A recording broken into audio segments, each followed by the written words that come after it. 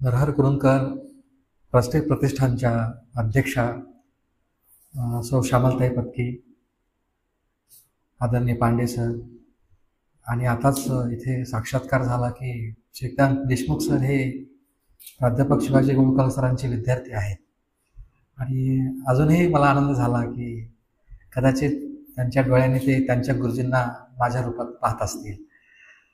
या ठिकाणी जमलेले सर्व मान्यवर, सर्व सुजान रसिक, प्राध्यापक मंडळी, या प्रगत अध्ययन केंद्राचे आणि प्रतिष्ठानचे सर्व सदस्य, विश्वस्त, येथील सर्व प्राध्यापक मंडळी, तसेच माझीही काही मित्रमंडळी या ठिकाणी आलेली आहे. या सर्वांचं या ठिकाणी मी मनपूर्वक स्वागत करतो. आणि आज जो विषय मी निवडलेला आहे त्या विषयाच्या संदर्भात आपल्याला जी भूमिका मांडायची आहे तिच्याकडे मी आता जातो. रिचर्डची कलामीमांसा एक आकलन हा विषय आपण आज घेतला. या रिचर्डच्या कलामीमांसेचं यथा तथा जसं आहे तसं पहिल्यांदा आकलन झालं पाहिजे.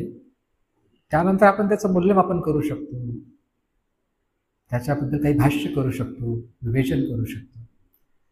सुरुवातीला काही प्रास्ताविक बाबी मला या ठिकाणी सांगाव्याशा वाटतात ज्या आपल्या आकलनाला अनुकूल ठरतील. हा ग्रंथ 60च्या दशकामध्ये प्राध्यापक नरहर कुरुंदकर गुरुजी आणि प्राध्यापक शिवाजी गोळकर सर यांनी मिळून लिहिला. या लेखक द्वयींचं या दोघांची निर्मिती म्हणजे हा ग्रंथ आहे. माझ्याकडे जी प्रत आहे ती 1960-61 जी प्रत आहे ती आहे. त्यात गोळकर सरांनी स्वच्छ लिहिलेलं आहे की या ग्रंथाच्या चर्चेमध्ये प्रत्येक पावलावर हजर असणारा, सुरुवातीपासून शेवटपर्यंत या ग्रंथाच्या निर्मितीचा भाग असणारा मी एक आहे.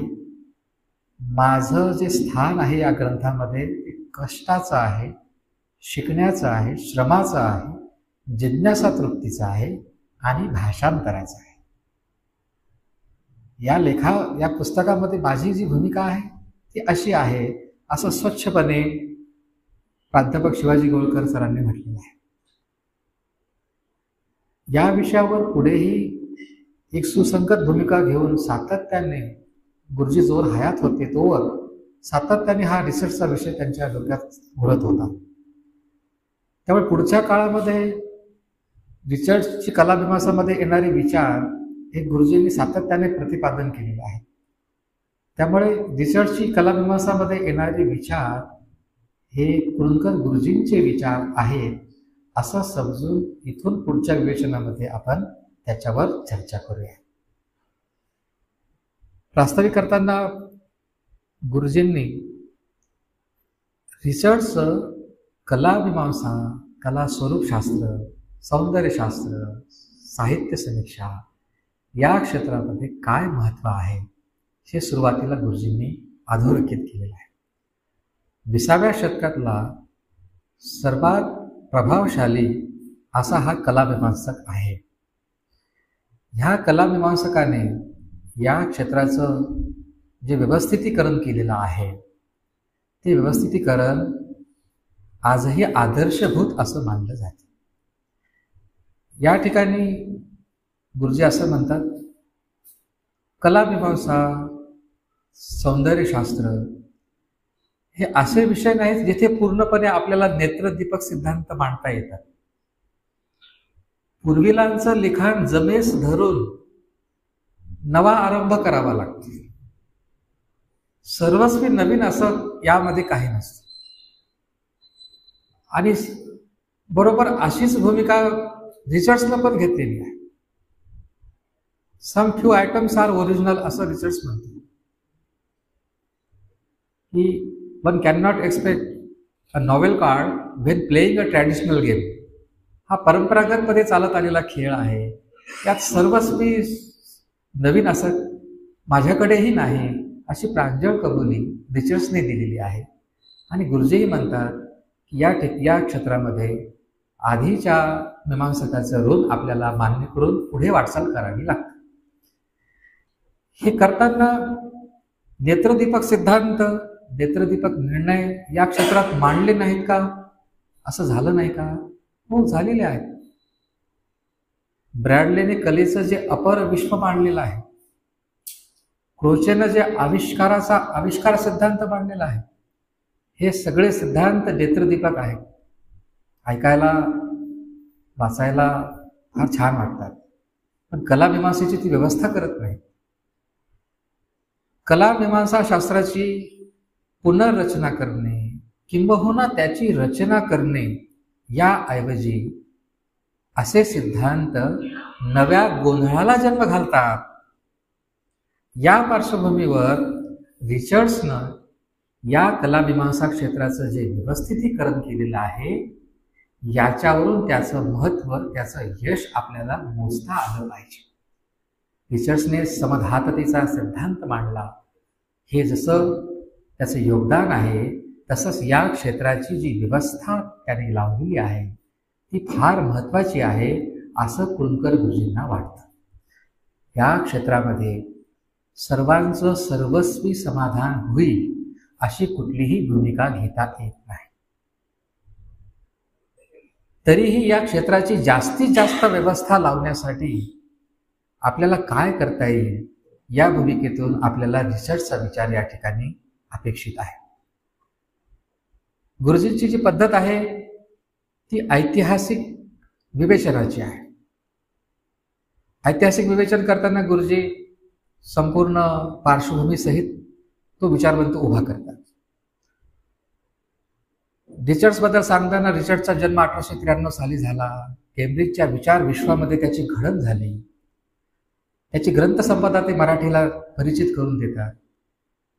या जगत विख्यात लेखकाच्या नावावर जे ग्रंथ आहेत त्याचं काय योगदान आहे ते मराठी वाचकांना परिचित करून देतात. आणि परिचित करून देताना थोडी वेगळी भूमिका घेतात. जे ग्रंथ फारसे प्रचलित नाहीत रिचर्डचे, त्यांच्याकडे एक नवा प्रकाश गुरुजी टाकतात. गुरुजी सुरुवातीलाच म्हणतात की रिचर्डचा मिनिंग ऑफ मिनिंग हा ग्रंथ अत्यंत महत्त्वाचा ग्रंथ आहे.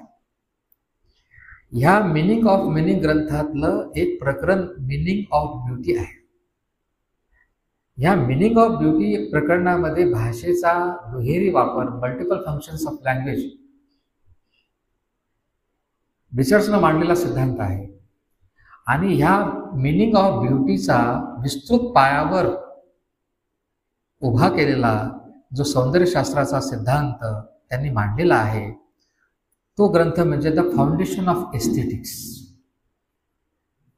या फाउंडेशन ऑफ एस्थेटिक्समध्ये भाषिक विश्लेषणाच्या व्याख्या लावून कला स्वरूपशास्त्र किंवा ज्याला आपण सौंदर्यशास्त्र म्हणतो त्याची जास्तीत जास्त व्यवस्था गुरुजींनी लावलेली आहे. कलामीमांसेचं त्यांनी जे विवेचन केलेलं आहे ते साहित्य समीक्षेला लावताना the principles of literary criticism हा ग्रंथ आहे. फाउंडेशन ऑफ एस्थेटिक्समध्ये त्यांनी जी समधातता सिद्धांत मांडलेला आहे तोच प्रिन्सिपल्स ऑफ लिटररी क्रिटिसिझममध्ये विथ स्लाइट व्हेरिएशन, थोड्याफार फरकाने त्यांनी जो व्हॅल्यू किंवा मूल्य सिद्धांत मांडलेला आहे, मूल्य मीमांसा केलेली आहे, तिच्याकडे आपल्याला पाहता येईल. आणि पुढे रिचर्ड्स असं म्हणतो की position of ideas and their application, कल्पना विचार आपल्याकडे असणे आणि त्याचं उपयोजन करणे, देर इज गल्फ, यांच्यामध्ये एक विस्तृत दरी आहे. ही दरी भरून काढण्यासाठी त्यांनी प्रॅक्टिकल क्रिटिसिझम नावाचा ग्रंथ लिहिला आणि त्याच्या आधारे इंग्रजी कवितांची रसग्रहण समालोचन त्यांनी त्या ठिकाणी केलेलं आहे. या ठिकाणी मूल्यांचा विचार निर्माण झाल्यानंतर त्याबद्दलचं मानसशास्त्र काय म्हणतं या अंगाने मेन्शियस ऑन माइंड नावाचा ग्रंथ रिचर्ड्सच्या नावावर आहे. यासोबतच कोलेरिजचं फेर मूल्यांकन करताना इमॅजिनेशन, ज्याला आपण म्हणतो कल्पनाशक्ती, त्या संदर्भात चिंतन करताना कोलेरिज ऑन इमॅजिनेशन हे ग्रंथ त्याच्या नावावर आहे. शब्दालंकारांचा, अर्थालंकारांचा विचार करताना भाषेचा दुहेरी वापर होतो. रेटरिक्सवर त्याचा ग्रंथ आहे आणि फार मोजक्या शब्दातून 850 शब्दातून इंग्रजी भाषा उभी करता येते असं बेसिक इंग्लिश नावाचा ग्रंथही त्याच्या नावावर आहे. तो कला मीमांसक तर आहेच आहे, एक शिक्षण तज्ज्ञही आहे, एक मानसशास्त्राचा अभ्यास करणारा आचार्य म्हणून सुद्धा रिचर्ड्सकडे पाहिलं जातं. रिचर्ड्ससोबत इतरही लेखकांचा उल्लेख येतो. त्याच्यामध्ये ऑगडेन आहे, वूड आहे, जसं कुरुंदकर गुरुजी आणि गवळकर गुरुजी या दोघांनी मिळून ग्रंथ लिहिलेले आहेत. तसे बरेचसे ग्रंथचं कर्तृत्व ऑगडेनला, वूडला आणि रिचर्ड्सला आहे. ही त्या त्या क्षेत्रातली मोठी माणसं आहेत. वर्ड मॅजिक सारखा ग्रंथ हा ऑगडेनच्या नावावर आहे, परंतु तिथेही पुढील काळामध्ये सातत्याने या दृष्टीनं ह्या विचारांची मांडणी करणारा, आयुष्यभर सातत्याने बोलणारा रिचर्ड्सच असल्यामुळं पुढेही आपण रिचर्ड्सचेच विचार आहेत असं समजून या कलामीमांसेचा विचार करावा असं गुरुजी म्हणतात. आणि शेवटी ते त्यांच्या परंपरागत शैलीप्रमाणे म्हणतात, असो शेवटी विचार कुणाचेही असोत, विचार महत्त्वाचे असतात आणि ते विचार म्हणून अभ्यासनीय असतात, अशी भूमिका ते घेतात. यानंतर ह्या रिचर्डचा काळ, त्याची ऐतिहासिक पार्श्वभूमी समजून घेतल्याशिवाय रिचर्ड समजत नाही, अशी भूमिका गुरुजींनी घेतलेली आहे. 19व्या शतकाचा उत्तरार्धाचा जो काळ आहे, तिकडच्या वाङ्मयाच्या दृष्टीने, समीक्षेच्या दृष्टीने, हा हेगेलच्या प्रभावाचा काळ आहे. हेगेलचा प्रभाव पचवून अपर विश्वाची संकल्पना मांडणारे ब्रॅडले हे हेगेलचं एक परिष्कृत रूप आहे असं गुरुजी म्हणतात. आणि युरोपच्या ह्या विचार विश्वाला धक्का देण्याचं काम जर कोणी केलं असेल ते जी मूर आणि बर्टन रसेल, विटगेन्स्टाईन ह्या तिथल्या विचारवंतांनी केलेलं आहे. ह्यांच्या विचारांची पार्श्वभूमी रिचर्ड्सच्या विचारांच्या पाठीमागे उभी आहे. जी मूरचं रिफ्युटेशन ऑफ आयडियलिझम, आदर्शवादाचं खंडन नावाचा लेख, त्या लेखाचा उल्लेख गुरुजी करतात. हा रसेल असं म्हणतो की युरोपचं जे विचार विश्व हेगेल आणि ब्रॅडले यांच्या जंजाळामध्ये अडकलेलं होतं, त्याला मुक्त करण्याचं काम जी मूरनं केलेलं आहे.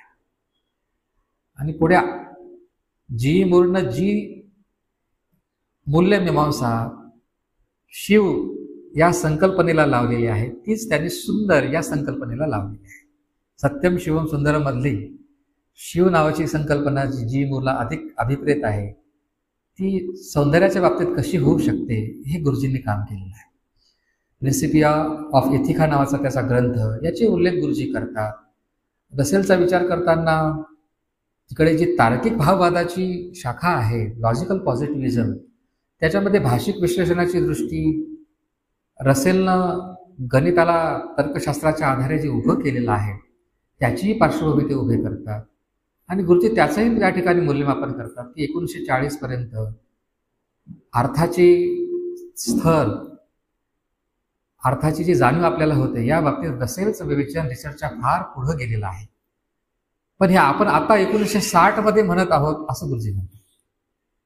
आणि रिचर्ड्सनं जे ग्रंथ लिहिले ते 1922-23 मध्ये लिहिलेले आहे.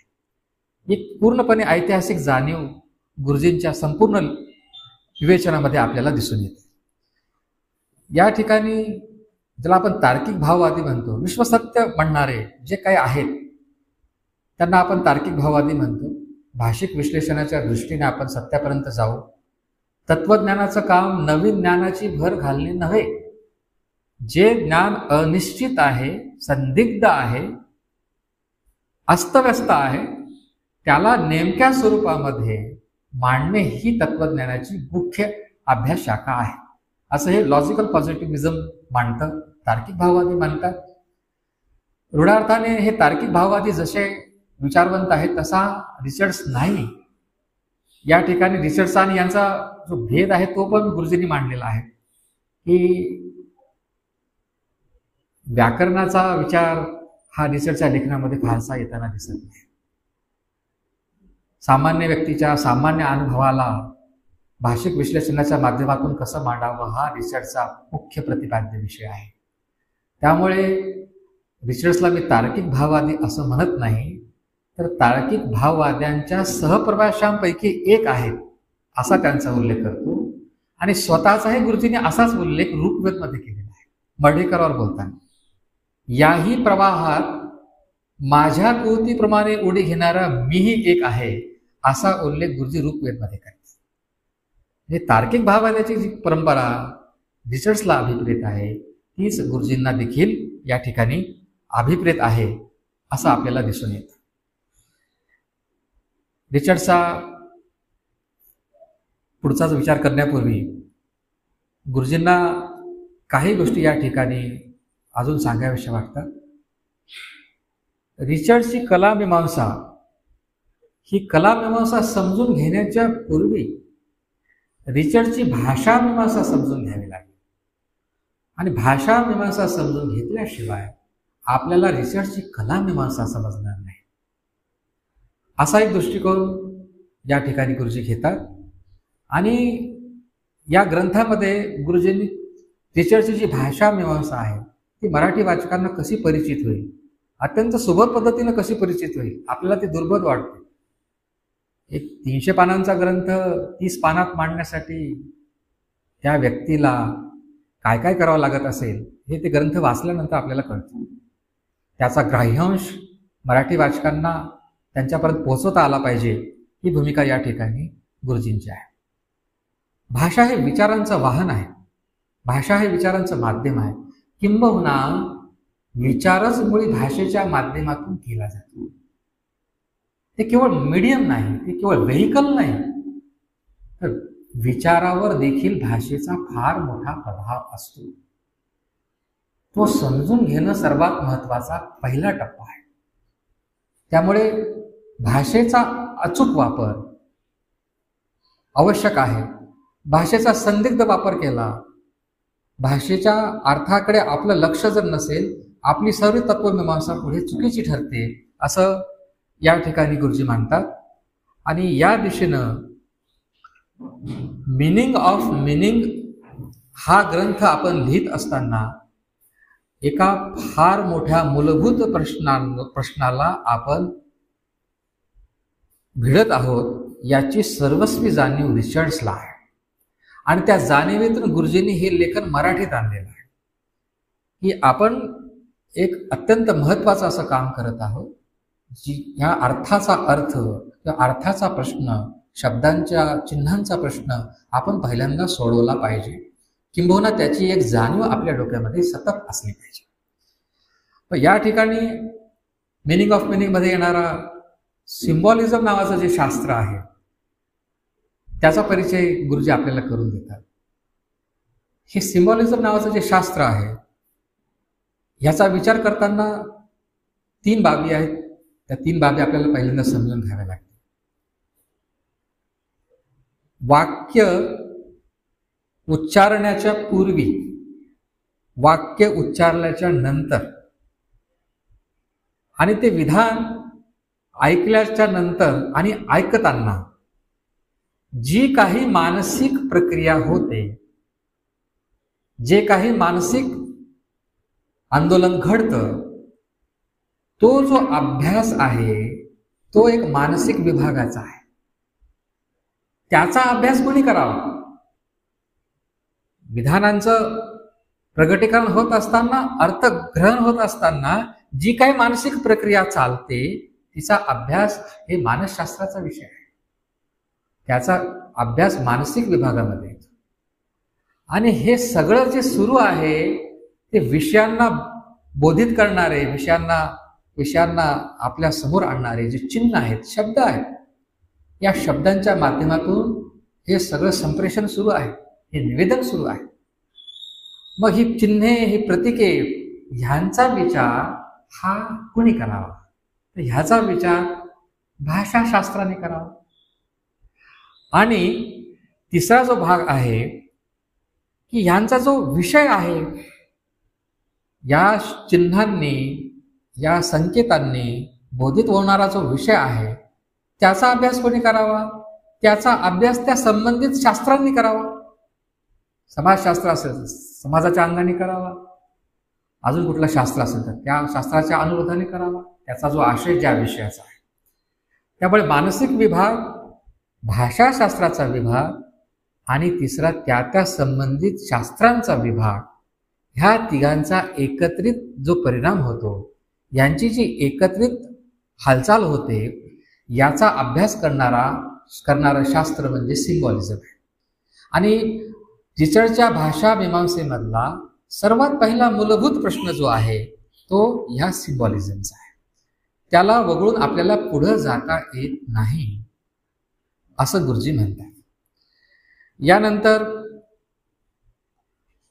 या शास्त्राचा विचार करताना अर्थाचा प्रश्न उभा राहतो.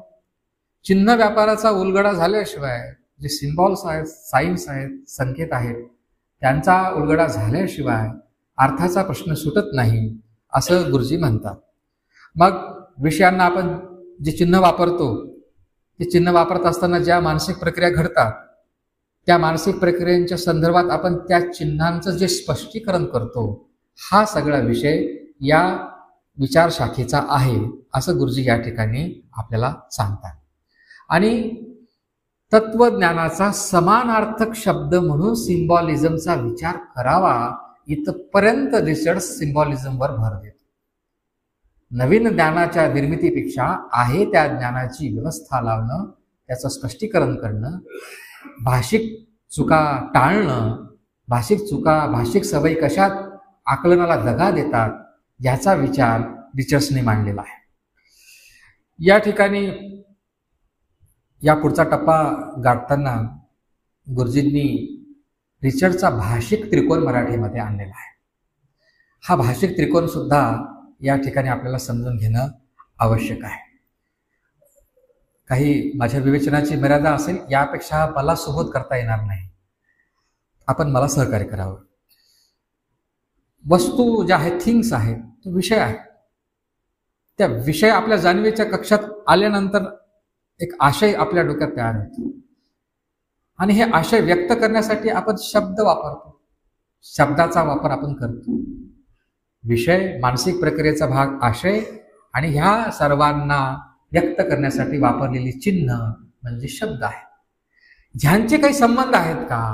हे संबंध आपल्याला तपासता येतील का? हा रिसर्चच्या समोरचा एक महत्वाचा प्रश्न आहे की विषयाचा नेमकेपणाने आशय व्यक्त केला गेला पाहिजे. विषय जसा आहे त्या पद्धतीने त्याचा आशय जर उभा राहिला तर तो आशय नेमका मानला जाईल, नाहीतर त्याच्यामध्ये संदिग्धता येईल, ते आकलन परिपूर्ण होणार नाही, असमाधानकारक होईल. आणि हे आकलन जर भ्रामक झालं तर केलेली विधानं चुकीची ठरतील.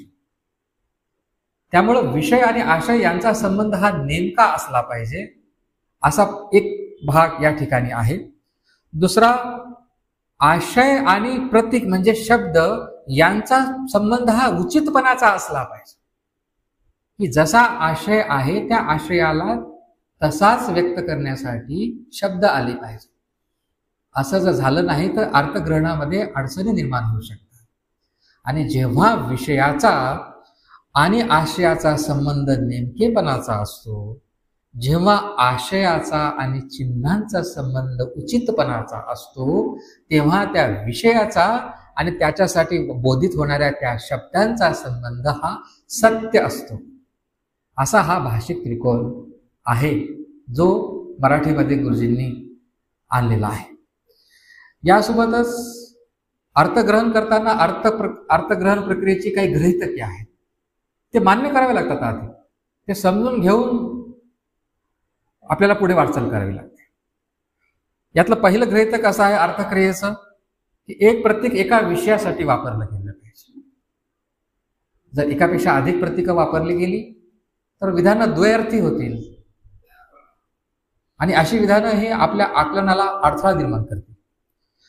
अर्थक्रियेचं दुसरं एक गृहीतक या ठिकाणी मांडलेलं आहे. प्रतीकांची एक रचना आणि तसाच आशय व्यक्त करणारी प्रतीकांची दुसरी रचना ह्या एकमेकांची जागा घेऊ शकतात. त्याला त्यांनी व्याख्येची व्याख्या असं म्हटलेलं आहे. व्याख्यित शब्द आणि त्याची व्याख्या दोन्हींचा अर्थ सारखा असतो, कारण व्याख्या ह्या आशयावर आधारलेल्या असतात. आणि हे जे प्रतिशब्द आहेत हे एकमेकांची जागा घेऊ शकतात असं सांगणारा हा अर्थक्रियेचा एक सिद्धांत आहे किंवा गृहीतक आहे. यानंतर तिसरं जे अर्थक्रियेचं गृहीतक आहे, एका शब्दसाच्याचे स्पष्टीकरण दुसऱ्या शब्दसाच्याने करता येते. आता शब्दसाचा हा शब्द गुरुजींनी घडवलेला आहे. या विषयाची सगळी परिभाषा मराठीत घडवताना गुरुजींना काय त्रास झाला असेल त्या काळामध्ये 1960च्या सुमारास, याच्यावर पूर्वीलांचं कुठलं लिखाण जमेच नाही मराठीमध्ये. या विषयावर कोणी लिहिलेलं नाही त्याच्यापूर्वी. मर्ढेकरांनी लिहिलेलं आहे ते किती उथळ आहे आणि वरवरचा आहे असं गुरुजी मानतात. माझ्या या ग्रंथाचा 20वा भाग आणि साहित्य आणि सौंदर्य मधला साहित्य समीक्षेवरचा मर्ढेकरांचा भाग तुम्ही पडताळून पहा असं गुरुजी सांगतात. आणि ती भूमिका जी आहे ती खंडनाची आहे. रिसर्च उभा करण्याच्या दृष्टीने त्याचा काही उपयोग होत नाही. मग ही जी शब्दसाचा नावाचा जो शब्द त्यांनी गुरुजींनी वापरलेला आहे तो सिम्बॉल नावानं वापरलेला. कारण एक शब्द जरी असला तरी गुरुजी रिसर्च त्याला सिम्बॉल म्हणतो. एक फ्रेज असली 3-4 शब्दांची मिळून त्याला सुद्धा रिसर्च सिम्बॉलच म्हणतो. एखादं विधान असेल सार्थपूर्ण अर्थ प्रकट करणारा त्यालाही तो म्हणतो. या सगळ्यांना एकाच प्रतीकाने आपण कसं बोधित करावं असा प्रश्न गुरुजींच्या समोर आहे. त्यामुळं अशा ठिकाणी जेव्हा विधानं येतात तेव्हा गुरुजी शब्दसाचा हा शब्द प्रयोग करतात आणि हा आपण फारच चक्रम पद्धतीने वापरलेला आहे अशी स्वतःच त्या ठिकाणी कबुली पण देतात. पुढे चालून कोणी याच्यावर आक्षेप घेतील, पण आज रोजी माझ्यासाठी जी परिभाषा उपलब्ध आहे त्यात मला त्या विषयाला न्याय देणं क्रमप्राप्त आहे अशी गुरुजींची या ठिकाणी भूमिका आहे. या ठिकाणी याचं वर्णन करताना गुरुजी सांगतात की एका शब्दसाच्याचं वर्णन दुसऱ्या शब्दसाच्याने करता येतं त्यावेळेस विषय बदलत नाही. कसं? गुलाबाचे फुल तांबडे आहे हे विधान आहे आणि तांबडेपणा हा गुलाबाच्या फुलाच्या अंगी असणारा एक गुणधर्म आहे. ही 2 विधान आहेत. या दोन्ही विधानांचा अर्थ एकच आहे. एका शब्दसाच्याच्या ऐवजी आपण दुसऱ्या शब्दसाच्याचा वापर करून जेव्हा आपण विश्लेषण करतो त्यावेळेस विषयामध्ये बदल होत नाही. त्याच्यानंतर शब्दसाच्याचा विषय सामान्य वापरावरून ठरतो, कुणाच्या इच्छेवरून ठरत नाही. म्हणजे आपण जे प्रतीकं वापरत आहोत ती प्रतीकं कुणाच्या इच्छेवरून ठरत नाही, ती सामान्य वापरावरून ठरतात. मी बोलत आहे, आपण ऐकत आहात, हे जे या ठिकाणी आपलं निवेदन होत आहे त्या शब्दांचे अर्थ मी ठरवलेले नाही, सामाजिक संकेतावरून आलेले आहे, सामान्य वापरावरून आलेले आहे. असं अर्थक्रियेचं एक गृहीतक या ठिकाणी आहे. त्यानंतर एक संक्षिप्त शब्दसाचा नावाचा, संमिश्र शब्दसाचा नावाचा अर्थक्रियेचा एक गृहीतक त्यांनी मांडलेला आहे की विरोधी घटक जेव्हा येतात तेव्हा संमिश्र शब्दसाचा होतो, पण ते असतानाही त्यातून अर्थ जर विरोधी व्यक्त होत असेल तर तो संमिश्र शब्दसाचा मानू नये. लाल चौकोन म्हणता येईल पण गोल चौकोन म्हणता येणार नाही, कारण गोल या घटकाचे, गोल या व्याख्येचे घटक आणि चौकोन याचे घटक हे एकमेकांना सुसंवादी नाही, सुसंगत नाही. तसेच अर्थक्रियेचा अजून एक गृहीतक आहे की प्रत्येक विषयाची किमान एक पातळी असते आणि जास्तीत जास्त एक पातळी असते. त्या पातळीवरच तो विषय चालत असतो. उदाहरण दिले गुरुजींनी की शिवाजी महाराजांचा जन्म सन 1932 साली झाला. हे विधान ऐतिहासिक पातळीवरचं आहे आणि ऐतिहासिक पातळीवर हे विधान चुकीचं आहे. त्या विधानाला कमीत कमी एक आणि जास्तीत जास्त एकच पातळी असते. हे रिचर्डचं अर्थक्रियेचं गृहीतक गुरुजी या ठिकाणी मांडतात. अर्थक्रियेची गृहीतके मांडल्यानंतर व्याख्या, डेफिनेशन्स कशाच्या आधारावर केल्या जातात, व्याख्यांचे काही प्रकार आहेत का, हा भाग गुरुजींनी या ठिकाणी मांडलेला आहे. ह्या भागाला वगळून आपल्याला पुढे जाताच येत नाही. याला तर हा ग्रंथ समजत नाही. पुढे गुरुजींना काय म्हणायचे कलामीमांसेमध्ये ते भाषा मीमांसा समजल्याशिवाय समजत नाही. व्याख्या करताना पहिली जी व्याख्या आहे की शब्दाने बोधित होणारा विषय आणि शब्द अपरोक्ष ज्ञानाच्या कक्षेत आणून सोडणे, म्हणजे प्रत्यक्ष ज्ञानावर भर देणारी व्याख्या पहिली आहे. आंबा हा शब्द आहे आणि आंबा प्रत्यक्ष त्याला दाखवणे, त्याची चव त्याला चाखायला लावणे, हे प्रत्यक्ष ज्ञानाच्या आधारे केली गेलेली व्याख्या. जे काही सृष्टीमधले पदार्थ आहेत या पद्धतीने आपल्याला दाखवता येतील. दुसरं, एका विषयाचं आपण प्रत्यक्ष ज्ञान करून दिल्यानंतर तत्सदृश्य इतर विषयांची कल्पना करणे, सादृश्यावर आधारलेली व्याख्या ही क्रमांक 2ची व्याख्या म्हणून रिचर्ड्स या ठिकाणी मांडतात. त्यानंतर एखाद्या विषयाचं अवकाशात स्थान निश्चित करणे, जे सगळ्या चित्रकलेला लागू होणारी व्याख्या आहे. रंगांचं स्थान कुठे आपण निश्चित करणार? अवकाशातच आपल्याला करावं लागेल. चौथी जी व्याख्या आहे ती एका विषयाचं स्थान हे कालात निश्चित करणे. सर्व सुरांचा जो विचार आपल्याला करावा लागेल तो या व्याख्येच्या आधारे करावा लागेल. त्यानंतर बाह्य जगातील कार्यकारण भाव सांगून व्याख्या करता येतात. म्हणजे फटाका फुटला, त्याचा आवाज, त्याचा ध्वनी हा बाह्य जगतातला आहे. या पद्धतीने आपल्याला हे कार्यकारण भाव सांगता येईल. त्यापुढची व्याख्या मानसिक कार्यकारण भाव सांगून आपल्याला व्याख्या करता आली पाहिजे. जसं आपण स्मृतीबद्दल बोलतो, स्मृतीबद्दलचा सगळा विचार हा पूर्वस्मृती, पूर्व अनुभव जागृत होण्याशी आहे. हे सगळं मानसिक स्वरूपाचं आहे. हा कार्यकारण भाव समोर ठेवून आपण जेव्हा व्याख्या करतो त्या व्याख्येचा हा 6वा प्रकार आहे असं गुरुजी या ठिकाणी म्हणतात. त्यानंतर पुढचा जो टप्पा आहे दृश्य जगत व मन एकाच परिभाषेने सांगणे. दृक संवेदना होतात म्हणजे काय होतात? वस्तूवर परावर्तित होऊन प्रकाश तो रेटिनावर येऊन आदळतो, आंदोलित होतो आणि आपण त्याला प्रतिक्रिया देतो. बाह्य विश्व आणि आंतरविश्व ह्याचं कुठंतरी एकत्र करून व्याख्या करता येते का, असं या ठिकाणी आपल्याला पाहता येतं. त्यानंतर विषय, शब्दांनी बोधित होणारा विषय मनोअवस्थांना, भाववृत्तींना जागृत करतो. त्या संदर्भात व्याख्या आपण करतो त्यावेळेस व्याख्येचा हा 8वा प्रकार आहे. याचं पुढे काम पडणार आहे आपल्याला. ज्या काही व्याख्या आपण करतो ते कशा करतोय? तर शब्दांनी बोधित होणारा जो विषय आहे त्यातून ज्या भाववृत्ती जागृत होतात, ज्या मनोअवस्था निर्माण होतात, जे परिशीलन केल्यानंतर आपल्या मनामध्ये उभं राहतं, त्याचा विचार व्याख्येच्या या प्रकाराने करता येतो. यानंतर व्याख्येचा 9वा प्रकार जो आहे तो मिश्र व्याख्यांचा आहे. यापैकी 8 व्याख्यांपैकी कुठल्याही 2 व्याख्या एकत्र केल्या तर आपल्याला मिश्र व्याख्या मिळून जाईल असं रिचर्ड्स म्हणतो. आणि व्याख्येचा 10वा प्रकार हा कायद्याच्या संदर्भातला आहे. त्याचा या ठिकाणी आपल्याला फारसा उपयोग नाही असं सांगून रिचर्ड्स थांबतो. म्हणजे भाषिक त्रिकोण, अर्थक्रियेची 6 गृहीतके, व्याख्यांचे 10 प्रकार, या सगळा भाषा मीमांसेचा भाग रिचर्ड्स पहिल्यांदा उभा करतो. म्हणजे रिचर्डच्या मिनिंग ऑफ मिनिंगचा आधार घेऊन गुरुजी मराठीमध्ये ही सगळ्या संकल्पना आणतात. आणि हे अभिनव आहे मराठीसाठी, पहिल्यांदा घडलेलं आहे. त्यांच्या पूर्वीही कोणी केलेलं नाही, त्यांच्या नंतरही कोणी केलेलं नाही.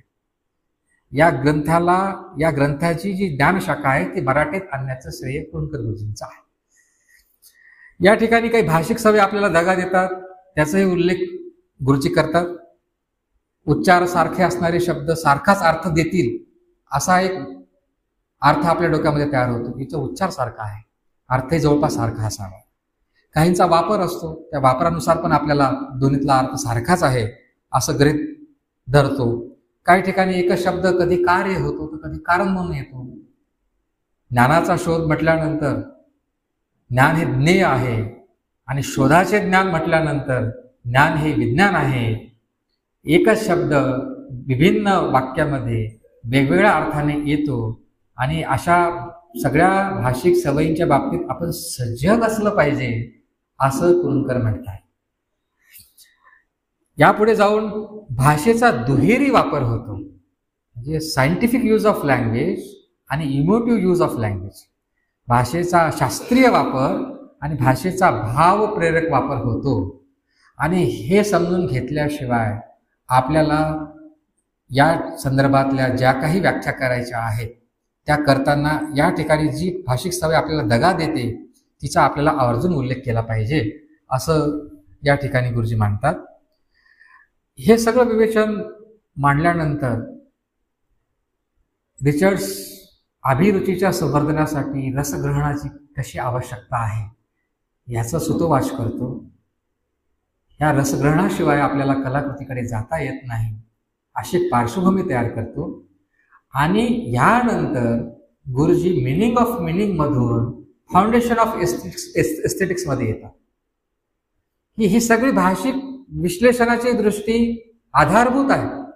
ही भाषा मीमांसा आपल्याला समजून घ्यावी लागेल, तेव्हा आपल्याला कला मीमांसेकडे जाता येईल. आणि कला मीमांसेसाठी जेव्हा ते विचार करतात तेव्हा फाउंडेशन ऑफ एस्थेटिक्स मध्ये जो सौंदर्यानुभव रिचर्ड्सनं सांगितलेला आहे, एस्थेटिक एक्सपिरियन्स जो सांगितलेला आहे, तो मराठी वाचकांसाठी गुरुजी उपलब्ध करून देत आहे. या टप्प्यावर आल्यानंतर गुरुजींनी मी जे वर्गीकरण करत आहे रिचर्ड्सचं, त्याच्याबद्दलची भूमिका स्वच्छपणे एका प्रकरणामध्ये मांडलेली आहे. याला गुरुजीला रिचर्ड्सला काय म्हणायचं आहे या बाबतीत?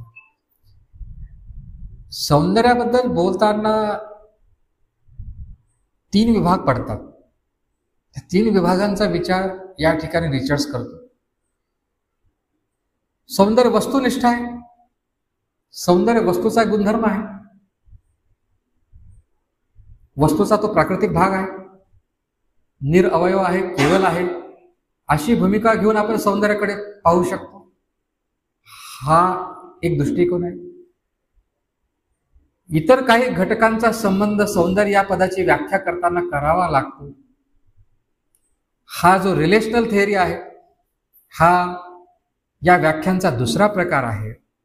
आणि सौंदर्याबद्दल आपण बोलत असताना कलाकृतीचं परिशीलन केल्यानंतर रसिकाच्या मनामध्ये त्या अनुभवाबद्दल जो अनुभव जागृत होतो, त्या अनुभवाचं जे मूल्य त्याला कळतं, समजतं, या संदर्भामध्ये रसिकाला केंद्रस्थानी ठेवून त्याच्या मानसिक प्रक्रियांचा आपण जेव्हा आढावा घेतो किंवा त्याचा मागोवा घेतो आणि त्याच्या आधारे कलाकृतीची महत्ता, कलाकृतीची श्रेष्ठता आपण ठरवतो, हा जो भाग आहे तो क विभाग आहे, तो तिसरा विभाग आहे. इथून पुढची जी चर्चा आहे त्याची या 3 विभागात चालू आहे. सौंदर्य वस्तुनिष्ठ आहे, एक सौंदर्य अजून एका पदाचा आधार घेऊन उभा आहे, 2, आणि सौंदर्य हे मानसिक स्वरूपाचं आहे.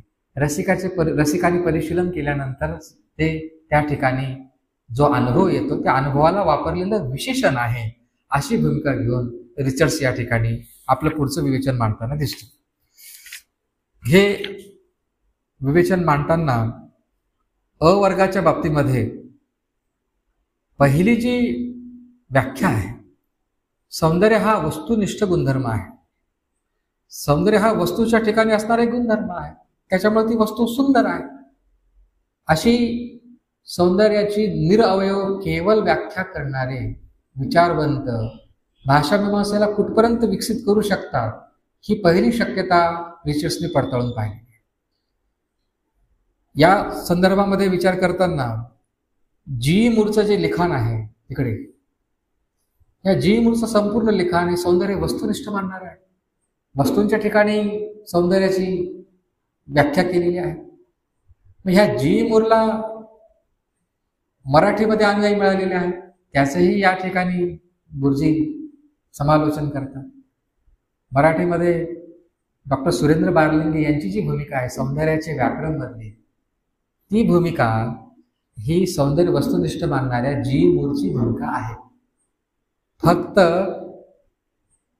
ही जी लोकेशनची चर्चा आहे ते डॉक्टर महाशयांनी टाळलेली आहे, असा ते उल्लेख त्या ठिकाणी करतात. ते जरी मला आचार्य म्हणून बोलत असले तरी मला त्यांची भूमिका अजिबात पटत नाही, असं ते सांगतात. सौंदर्य तुम्ही वस्तुनिष्ठ मानता तरी पूर्णाची संकल्पना गृहीत धरता, कलाकृतीच्या ठिकाणी निवेदन आहे हे गृहीत धरता, कलाकृती ही निर्मिती आहे हे गृहीत धरता, आणि तरी सौंदर्य वस्तुनिष्ठ म्हणून सांगता. आणि दाखवा म्हटल्यानंतर तो घटक तुम्ही त्याच्यावर काहीच बोलत नाही. अशी या ठिकाणी या भूमिकेपाठीमागची जी फेर तपासणी गुरुजींनी केलेली आहे ती मुळातून वाचण्यासारखी आहे. आणि गुरुजी सांगतात या पहिल्या ज्या 2 भूमिका आहेत, या 2 भूमिका जर गृहीत धरल्या तर पुढच्या सगळ्या भूमिका अप्रस्तुत ठरतात. आणि सुरुवातीच्या या अ वर्गातल्या पहिल्या 2 व्याख्या जर आपण सत्य मानल्या तर पुढच्या सगळ्या व्याख्या असत्य मानल्या जातात. म्हणजे संपूर्ण कला मीमांसेच्या अभ्यासाची दिशाच त्या ठिकाणी बंद होते, असं या ठिकाणी विवेचन आलेलं आहे. सौंदर्याची दुसरी जी व्याख्या आहे, रचनेच्या विशिष्ट विषयांनी बनलेली आकृती सुंदर असते. स्पेसिफाईड फॉर्म वापरून आपण विविध घटकांच्या आधारे सौंदर्य निर्माण करू शकतो. म्हणजे घटक कोणते? रंग, आकार, घनता. हे या घटकांची आपण जर पद्धतशीरपणे आकर्षक जर मांडणी केली तर ती कलाकृती तयार होऊ शकते. कलाकृती करताना आपण करतो काय? या घटकांची विविध प्रकारे रचना तर करत असतो. असा जो विचार तिकडे आहे तो रचनेच्या विशिष्ट नियमाने बनलेली आकृती सुंदर असते या व्याख्येमध्ये आलेली आहे. ही व्याख्या मराठीमध्ये मर्ढेकरांनी वापरलेली आहे. मर्ढेकर सौंदर्य हे संवेदनाने बनलेलं असं म्हणतात. ह्या संवेदना वस्तुनिष्ठ मानतात. या सौंदर्यांची लयबद्ध रचना होते म्हणतात. संवाद, विरोध, समतोल या पद्धतीनं ती चालते. यांना ते सौंदर्य तत्व म्हणतात. मर्ढेकरांनी जी भूमिका घेतलेली आहे पूर्णांशाने वस्तुनिष्ठ नाही, तेही पूर्णत्वाची कल्पना गृहीत धरतात. असा सगळ्या मर्ढेकरांच्या कलामीमांसेचा आढावा या ठिकाणी घेतलेला आहे. म्हणजे रिचर्ड्स जसा इंग्रजी साहित्याची व्यवस्था, इंग्रजी समीक्षेची व्यवस्था लावतो, तसं गुरुजी रिचर्ड्स बद्दल बोलत असताना मराठी कलामीमांसेची पण व्यवस्था लावत आहे. या भूमिकेसाठी बारलिंगी आपल्याकडे दिसतात, या भूमिकेसाठी मर्ढेकर आपल्याकडे आहेत, अशी भूमिका घेऊन गुरुजींचं विवेचन पुढे जातं. आणि हे पण सांगतात की ही सौंदर्य वस्तुनिष्ठ मांडणारी, वस्तूचे घटक मांडणारी ही भूमिका रिचर्ड्सला अजिबात आवडत नाही. या बाबतीत रिचर्ड्स फारसं बोलत नाही. मला मात्र ही भूमिका खरी देखील वाटत नाही आणि त्यामुळे मला ती ग्राह्य देखील वाटत नाही, असा ठाम निर्वाळा या ठिकाणी गुरुजींनी दिलेला आहे. त्यामुळे पुढे आपण ऋग्वेदमध्ये त्यांनी जी मर्ढेकरांची चिकित्सा केलेली आहे आणि त्यांच्यावर जी नंतरच्या काळात टीका झालेली आहे, त्याचं उगम, त्याची गंगोत्री इथं आहे. ते ज्या मूलभूत भूमिकेचं खंडन करत आहेत, ते खंडन केल्याबरोबर तत्कालीन कला स्वरूप शास्त्राचं जे विश्व होतं ते गुरुजींच्या विरोधी गेलं. कारण हा एक विचारवंत मर्ढेकरांचा विचार पूर्णपणे मराठीतून खंडन करून पाहत होता मुळापासून. त्याला नेमकी उत्तरं विरोधी विचारवंतांकडे नव्हती त्या पद्धतीनं. असंही त्या काळचं एक विश्व आहे. आपण त्याच्यावर पुन्हा पुढे जाऊन बोलू. दुसरी जी व्याख्येचा दुसरा जो प्रकार आहे, या दुसऱ्या प्रकारामध्ये कलाकृती विषय मांडताना आणखी एका घटकाचा संबंध येतो सौंदर्याचा विचार करत असताना. तिसरी जी व्याख्या आहे, निसर्गाचे अनुकरण ज्यात असते ती आकृती सुंदर. निसर्गाचं अनुकरण जिकडे आहे, अरिस्टॉटलची व्याख्या आहे. अरिस्टॉटलचं जे चिंतन आहे ते या संदर्भामध्ये आहे. मराठीमध्ये पण अरिस्टॉटलवर बोललं गेलेलं आहे. इंग्रजीच्या बाबतीमध्ये गुरुजी या ठिकाणी आपली मतं मांडतात, आपले दृष्टिकोन सांगतात आणि म्हणतात की निसर्गाचं अनुकरण करणं आणि सादृश्यासारखं करणं हे कलेच्या महत्तेचं लक्षण मानलं जातं का? मग तसं जर असतं तर फोटोग्राफीचा उगम झाल्यानंतर चित्रकला बंद पडली असते. फोटोग्राफी तर चित्रकलेपेक्षाही तंतोतंत स्वरूपामध्ये वास्तवाला उभी करते. मग फोटोग्राफी, कॅमेरा आल्यानंतर चित्रकला ही बंद पडली नाही.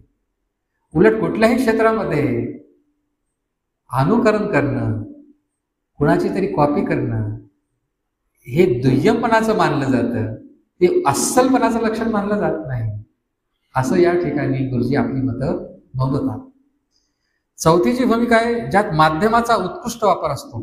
क्लाइव्हची जी संकल्पना तिकडे आहे, माध्यमाने कलावंताचा जो अनुभव आहे तो प्रामाणिकपणे त्या माध्यमातून अभिव्यक्त करावा, या माध्यमाला सक्रिय करावं, या मीडियम्सला वापरून ती सौंदर्याची निर्मिती करावी, असं सांगणारी ही माध्यमाला भर देणारी व्याख्या या ठिकाणी गेलेली आहे. माध्यमाचाही अ वर्गाचे, ब वर्गाचे आणि क वर्गाचे विचारवंत वेगवेगळा अर्थ घेतात, याचीही चर्चा गुरुजींनी या ठिकाणी केलेली आहे. ती मुळातूनच वाचणं अपेक्षित आहे. जो स्थूल आढावा मला घ्यायचा आहे त्यामुळे मला मर्यादा पडतायत. यानंतर व्याख्येचा जो पाचवा प्रकार आहे, ज्यात प्रत्यभिज्ञेचा आढळ होतो. असे संकल्पना वापरताना गुरुजींनी वापरलेले शब्द आहे. ज्यात प्रत्यभिज्ञेचा आढळ होतो ती कलाकृती सुंदर असते. कुलपे, प्रोफेसर कुलपे, फ्रिगे यांचे उल्लेख या ठिकाणी येतात. आपल्याकडे ज्याला प्रज्ञावाद आपण असं म्हणतो तो या ठिकाणी मांडलेला आहे. कलाकृतीचं सौंदर्य हे कशावरून ठरवावं, तर कलाकृतीचं सौंदर्य हे कलावंताच्या ठिकाणी असणाऱ्या प्रतिभाशक्तीच्या आधारे ठरवावं. आपल्याकडे प्रतिभा नवनवोन्मेष शालिनी असं म्हटलेलं आहे, अपूर्व वस्तू निर्माणक्षम प्रज्ञा म्हटलेला आहे. हा जो जिनियस नावाचा जो भाग आहे, हा जो प्रज्ञावादाचा भाग आहे, हा सगळा भाग या व्याख्येचा भाग आहे. म्हणजे म्हणायचंय काय की तुम्ही एखादी वस्तू सुंदर आहे तर का सुंदर आहे असा प्रश्न विचारल्याबरोबर या व्याख्यांपैकी कुठल्या तरी व्याख्येत तुम्हाला येऊन पडावं लागतं.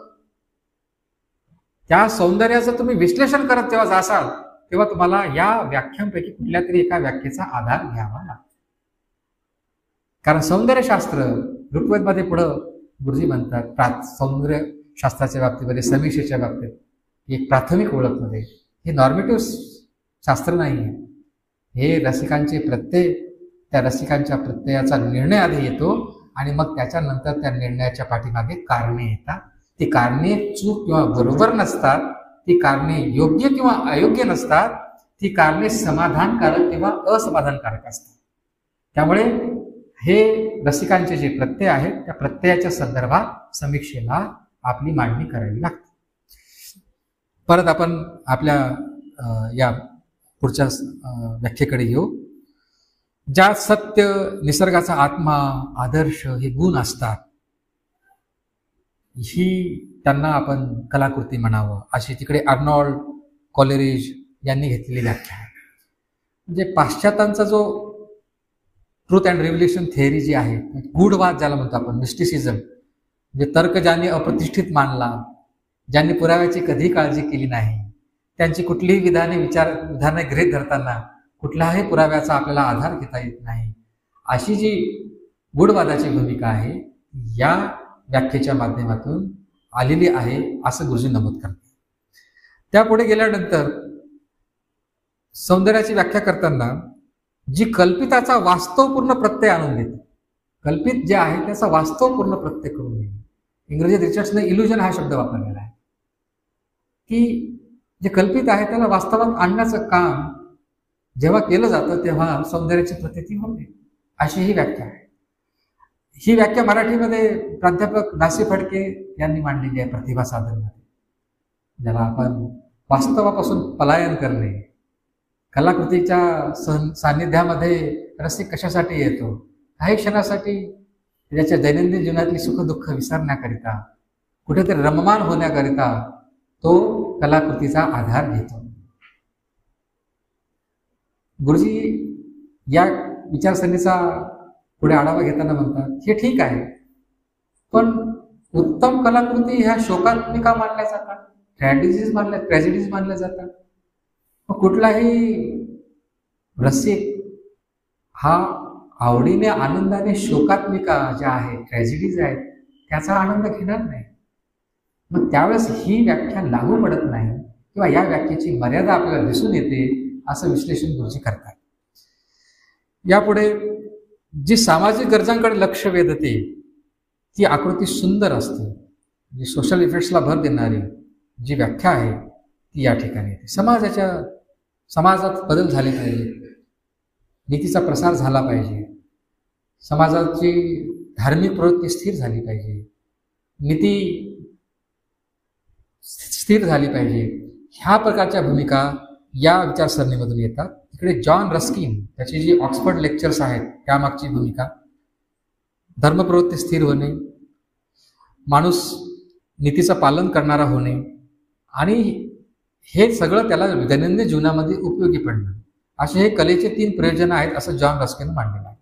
त्याच्यापेक्षा धर्म आणि नीती टॉलस्टॉयला पण मान्य आहे आणि विल्यम मॉरिसला नीती आणि व्यवहार एवढंच मान्य आहे आणि व्यवहार तेवढा आपल्याकडे लालजी पेंडसे यांना माहीत आहे, मान्य आहे असं ते म्हणतात. आपल्याकडची जी पहिली मार्क्सवादी समीक्षा, कच्ची मार्क्सवादी समीक्षा आहे ती लालजी पेंडसेंची आहे. तर ही या व्याख्येवर आधारलेली आहे.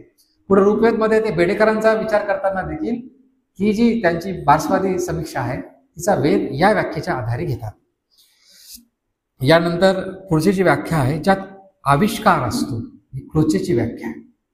आविष्काराचा आविष्कार म्हणजे ज्यांना कलामीमांसेच्या क्षेत्रामध्ये कसलाही मूलभूत विचार न करता मिरवायची हौस आहे, आनंदाने प्रतिष्ठित होण्याची फार मोज वाटते, अशा लोकांसाठी क्रोचेसारखं स्थान नाही, असा रोमॅन्टिक, असा विचारवंत कला समीक्षक सापडणार नाही, असं रिचर्ड्स म्हणतो क्रोचेच्या बाबतीमध्ये. आणि काही क्रोचेची विधानं त्याच्याच समीक्षेची कशी 3D बांधतात हे गुरुजी मांडतात. म्हणजे काहीतरी होतं, काहीतरी घडतं, मग कला तयार होते.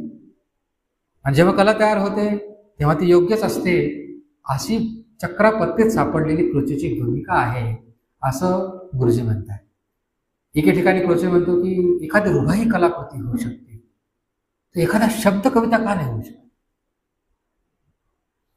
त्याच्या पुढे जाऊन रिचर्ड्स म्हणतो की मग एखादा कॉमा देखील कविता का नाही होऊ शकत. नाही तर कॉमाकडे जर तुम्ही एक ठहराव म्हणून पाहिला, एक पॉज म्हणून पाहिला, तर एखाद्याला त्याच्यामध्ये सुद्धा सौंदर्य प्रतीती होऊ शकते. अशा हेटाळणीच्या सुरामध्ये क्रोचेच्या भूमिकेचा वेध या ठिकाणी घेतलेला आहे. रिचर्डच्या कलामीमांसेमध्ये क्रोचे हे मर्मस्थळ आहे. क्रोचेचा उल्लेख केल्याबरोबर रिचर्ड चिडतो आणि त्याच्याबद्दल पुढे बोलणं टाळतो, असं गुरुजी त्या ठिकाणी म्हणतात. म्हणजे कलावंतांनी ही मीमांसा करताना कुठल्या भूमिका जवळच्या वाटतात, कुठल्या भूमिका त्यांना त्याज्य वाटतात, हे देखील गुरुजी या ठिकाणी मांडतात. ही जी 3ऱ्या क्रमांकापासून ती 9व्या क्रमांकापर्यंतची ज्या व्याख्या आहेत, ह्या सौंदर्य आणखी एखाद्या घटकावर आधारलेला आहे असं मानणार आहे. यापुढं सौंदर्याचा प्रत्यय येतो, तो रसिकांना येतो. कलाकृतीच्या परिशीलनातून रसिकाच्या मनामध्ये जो अनुभव जागृत होतो, त्या अनुभवाचं मूल्य आपण जेव्हा पाहतो तेव्हा जी काही प्रक्रिया घडते त्या प्रक्रियेचा विचार करणाऱ्या व्याख्या आता 3ऱ्या विभागात आहेत. आणि हेच डोळ्यासमोर ठेवून रिचर्ड्सनं आपली समधाततेची विचारसरणी मांडलेली आहे. हे मांडताना क्रमांक 10 क्रमांकाची जी व्याख्या आहे, जी आकृती आनंद देते, ती आकृती सुंदर असते. डॉक्टर सांतायना यांचा विचार त्या ठिकाणी मांडलेला आहे की हा जो आनंदवाद आहे हा गूढवादाचंच एक अपत्य आहे, असं समजून गुरुजी त्याचं विश्लेषण पुढे करतात. ज्या कलाकृती जितक्या प्रमाणात आणि जेव्हा आनंद देतात तेव्हाच त्यांना कलाकृती मानायचं का, आणि ज्या कलाकृती आनंद देत नाहीत त्यांचं कलाकृतीवर कशावरून ठरवायचं, असा विचार या विचारसरणीचा आढावा घेताना गुरुजी मांडताना दिसतात. त्यानंतर जी आकृती भावनांचा परिपोष करते, रॉजर फ्राय, क्लाइव्ह बेल यांच्या व्याख्या या ठिकाणी गुरुजी आपल्याला देतात. भावजागृती हे कलांचं जे कलाकृतींचं एक महत्त्वाचं काम आहे. या भावजागृतीच्या संदर्भामध्ये सौंदर्याची व्याख्या करण्याचा हा प्रकार आहे.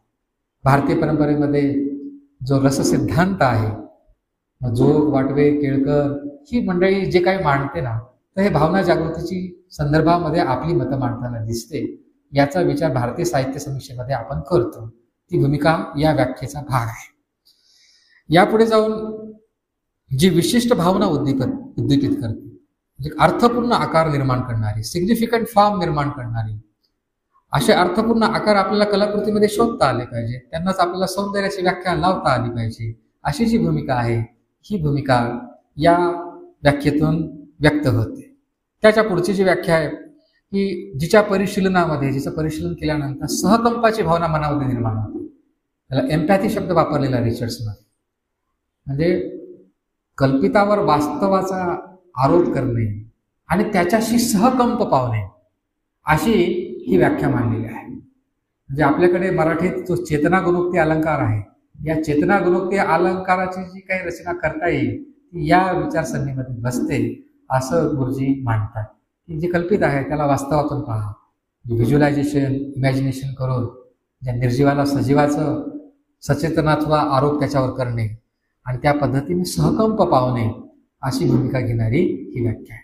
या व्याख्येचा एक जो डिसइंटरेस्टेडनेस किंवा ज्याला डिसअटॅचमेंट किंवा ज्याला आपण स्वनिरपेक्ष अहंता शून्य आपण होतो, हा जो भाग आहे तो रिचर्ड्सला पुढे चालून आवश्यक आहे, पण तो इथे या ठिकाणी तो त्याची व्याख्या करतो. याच्या पुढे गेल्यानंतर जे रसिकातील चैतन्याचा विकास करते, 14व्या क्रमांकाची व्याख्या. त्यानंतर जी अपवादात्मक महान व्यक्तिमत्वांचा संस्पर्श घडवते, ही व्याख्या आपल्या समधाततेच्या सिद्धांतामध्ये अनुस्यूत आहे, गृहीत आहे असं समजून गुरुजी रिचर्डचा वेध घेताना दिसतात. पहा, म्हणजे अपवादभूत व्यक्तित्वाचा संस्पर्श, म्हणजे जे एक्सेप्शनल पर्सनॅलिटीज आहेत त्यांचा आपल्याला संस्पर्श घडतो असं ही विचारसरणी मांडते. हे मांडत असताना रिचर्ड्सला काय म्हणायचं आहे, असं का घडतं? तर कलाकृती निर्मिती होत असताना कलाकृतीसाठी लागणाऱ्या ज्या प्रेरणा असतात, इम्पल्सेस असतात, त्याची निवड कोण करतं? तर अर्थातच कलावंत करतो, आर्टिस्ट करतो. कलाकृती निर्माण होताना त्याला जे काही घटक लागतात, एलिमेंट्स लागतात, त्याची निवड कोण करतो? त्याचं सिलेक्शन कोण करतो? कलावंत करतो. आणि त्याची जी वैशिष्ट्यपूर्ण रचना करतो तेही कलावंतच करतो. त्यामुळे कलाकृतीचा आपण जेव्हा परिशीलन करतो, कलाकृतीचा आपण हार्दिक तादात्म्याच्या दृष्टीने उत्कटतेनं जेव्हा आपण त्या कलाकृतीचा परिशीलन करतो, तेव्हा आपण त्या महान अपवादात्मक व्यक्तिमत्वाच्या संस्पर्शात येतो, त्याच्या सहवासात येतो असं मांडणारी ही व्याख्या आहे. यानंतर जी शेवटची जी व्याख्या आहे, जी मनाच्या समधात अवस्थेला कारणीभूत होते. आता समधात अवस्था काय आहे आणि ती कशी प्राप्त होते याचा विचार करताना रिचर्ड स्वतःच्या कलामीमांसेकडे येतो. इथपर्यंतचा जो आपला टप्पा आपण पाहिला, रिचर्ड्सची भाषिक मीमांसा, रिचर्डचा इतर कलामीमांसाशी असणारा मतभेद आणि आता त्याची स्वतःची कलामीमांसा जी समधाततेच्या आधारावर उभी आहे, तिचा विचार या ठिकाणी आपल्याला करता येईल. ती करताना रिचर्ड्स आपली जी विचारसरणी आहे किंवा आपला जो सौंदर्याबद्दलचा सिद्धांत आहे तो ही सहजासहजी मांडत नाही. त्याची पण एक पार्श्वभूमी तयार करतो की असं कोणी कोणी मत मांडलेलं आहे. या ठिकाणी जी सौंदर्य समीक्षा होती ती धर्मप्रधान होती, चर्चेच्या अखत्यारीमधली होती. या कलामीमांसेला बुद्धिप्रधान बनवण्याचं पहिलं काम कोणी केलं असेल तर तिकडे कांटनं केलेलं आहे. ह्या कांटचा उल्लेख करून आपल्या समधाततेच्या सिद्धांताला गुरुजी सुरुवात करत आहेत. कलास्वादामध्ये जी संगतीची क्रिया होते, व्यक्तिमत्वाचा जो सुसंवाद घडून येतो, त्याच्या आधारे सौंदर्याची व्याख्या कांट करतो. आपली जी धारणा शक्ती आहे, ग्रहण शक्ती आहे, कल्पना शक्ती आहे, ती उत्तेजित होते आणि कलाकृतीमुळे निवेदित होणारा जो आपला अनुभव आहे तो अनुभव एक व्यापक सुसंवाद निर्माण करतो, अशी कांटची भूमिका या ठिकाणी रिचर्ड्स समधाततेच्या सुरुवातीला मांडतात. त्यानंतर शिलर नावाचा अजून एक विचारवंत आहे. त्याची ती तोल साधण्याची जी प्रक्रिया आहे, खेळ आणि कला यांना लागू होणारी, ती कशी आपल्याला अभ्यासता येईल याचा विचार रिचर्ड्स करतो. माणसामध्ये दोन परस्पर विरोधी प्रेरणा असतात. एक संवेदनाजन्य असते, ज्याला आपण ऐंद्रिय प्रेरणा म्हणतो, त्याचा विषय जीवन असतं. दुसरी आकृती प्रेरणा असते, तिचा विषय आकार असतात. आणि या दोन्ही ऐंद्रिय आणि आकृती प्रेरणेमध्ये सुसंगती साधणे म्हणजे सौंदर्याची निर्मिती असं शिलर म्हणतो. तराजूची दोन्ही पारडी रिकामी असताना, तराजूची दोन्ही पारडी सारखीच वजनाची असताना पासंग मध्यावर असतो, अशी ती संतुलनावस्था असते असं या ठिकाणी शिलर मांडतो. ते मांडत असताना संवेदना आणि प्रज्ञा यांचं संतुलन घडतं. संवेदना भौतिक स्वरूपाच्या मानल्या तर प्रज्ञा ह्या नैतिक स्वरूपाच्या असतात असं विवेचन शिलर करतो. ह्या परस्पर विरोधी प्रेरणांचं जे संतुलन, त्याचं जे तोल व्यक्तिमत्वामध्ये सुरू असतं, याला त्याने सौंदर्य अवस्था असं म्हटलेलं आहे. परस्पर विरोधी प्रेरणांचा विहार चालू आहे, पण त्याच्यात बॅलन्स आहे. बॅलन्स देताना मग त्याने तराजूची उपमा दिलेली आहे. हे सगळं शिलर मांडत आहे. सर्वसामान्य संयमी माणसाचा जो समतोलपणा आहे त्याचा ह्या शिलरच्या व्याख्येशी फार जवळचा संबंध आहे असं गुरुजी या ठिकाणी विवेचन करतात. पण तरीही ही व्याख्या अशास्त्रीय आहे.